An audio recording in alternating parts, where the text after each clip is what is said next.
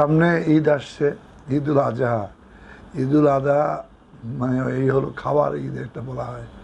প্রচুর পরিমাণে এখানে মাংসে খাওয়া হয়, কিন্তু এখন থেকে আমরা সবাই মানে যত রকমের আমাদের ছুরি বটি ধার দেওয়া শুরু করেছি, ঠিক না?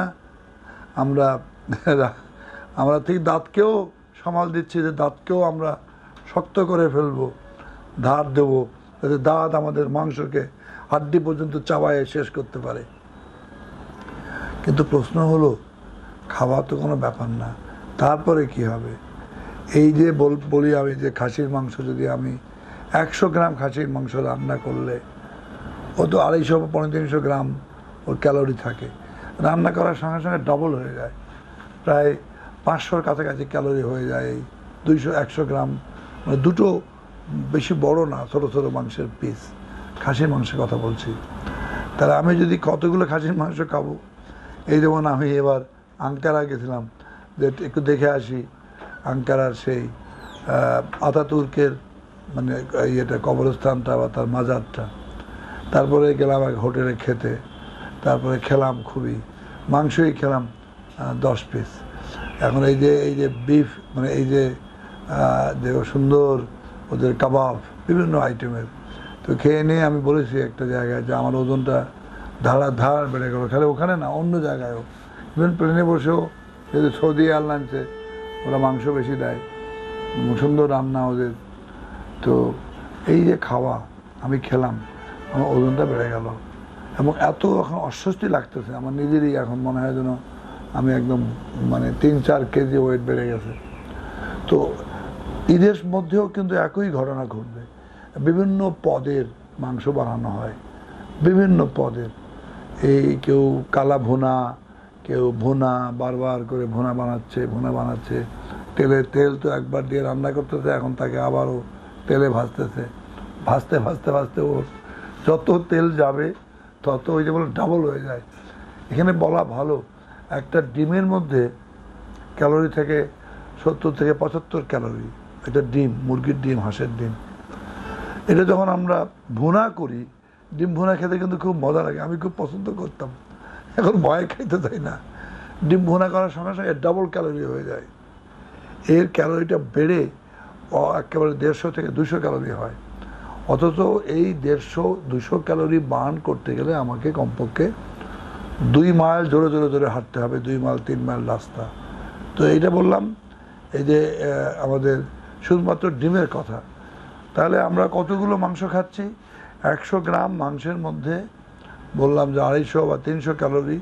যখন আমি রান্না করতেছি, বারবার ওটার মধ্যে তেলে ভাজতেছি, প্রচণ্ড রকমের আমাদের ক্যালোরি ইনটেক হয়, ক্যালোরি ঢুকতেছে। সো আমাদের ভাবতে হবে যে আমরা ঈদের দিনে খাবো বা তারপরেও খাবো। আমরা এখন থেকে ফ্রিজ কিনতেছি, হ্যাঁ, ফ্রিজের মধ্যে মাংস রাখবো, মাসের পর মাস ধরে খাবো। আমার হয় এটি কোনো বৈজ্ঞানিক কোনো মানে ধর্মের জন্য আমরা জানি না কতটুকু এটা প্রয়োজন আছে। এটা দরকার হচ্ছে যে আমরা অল্প খাবো, অন্যকে দেবো, অন্যকে দিয়েই তো শান্তি। আমার জন্য আমার খাওয়ার জন্য তো মাংসের দরকার নেই। আমি তো সারা বছরই কিছু না কিছু খাই। যারা খেতে পারে না, যারা পায় না, তাদের জন্য যদি আমি দেই, সেটার মধ্যে শান্তি আলাদা। দিয়েই তো শান্তি, দেওয়ার মধ্যেই শান্তি, নেয়ার মধ্যে কোনো শান্তি নাই। আমাদের আল্লাহ তাআলা বলেছেন, তুমি আমাকে স্মরণ করো আর আমার যে বান্দা আছে, আমার যে সৃষ্টি, তোমরা হলাম আশরাফুল মখলুকাত, তুমি সৃষ্টির সেরা জীব, শ্রেষ্ঠ।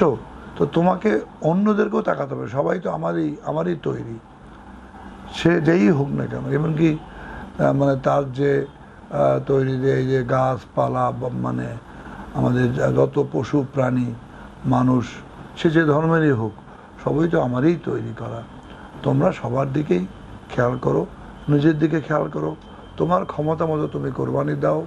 এবং ওই কোরবানিটা তুমি যদি মানে অল্প করে দাও, ঠিক আছে, সেটাও তুমি চেষ্টা করো অন্যের সঙ্গে ভাগাভাগি করে সেটা তুমি মানে খাও। কিংবা এটার যে কোরবানির যে ঈদের যে আনন্দ, এই আনন্দটা ভাগাভাগি করো। এই ভাগাভাগির মধ্যেই তো হচ্ছে মানে সবচেয়ে বড় আল্লাহর নিয়ামত, এবং এটাই আমাদেরকে শিখিয়েছে যে আমরা নিজে না করে অন্যের জন্য দেব। এখন আমি বড় বড় ফ্রিজ কিনে সারা বছর ধরে খাবো, এটি তো হলো না। এটি তো আমার মনে হয় না এটা কোনো মানে বৈজ্ঞানিকভাবে ফ্রিজে রেখে রেখে রেখে রেখে ভুনা করে করে খাওয়া কোনোভাবেই শরীরের জন্য ভালো না, স্বাস্থ্যের জন্য খারাপ, এবং এটা খারাপ আরও। আমার মনে হয় এটা বোধহয় ধর্মের দিক থেকেও কতটুকু গ্রহণযোগ্যতা আছে আমি তো মনে করি না। সাধারণ মানুষ হিসাবে এটি কোনো দরকার আছে। সবাই ভালো থাকুন, সুস্থ থাকুন।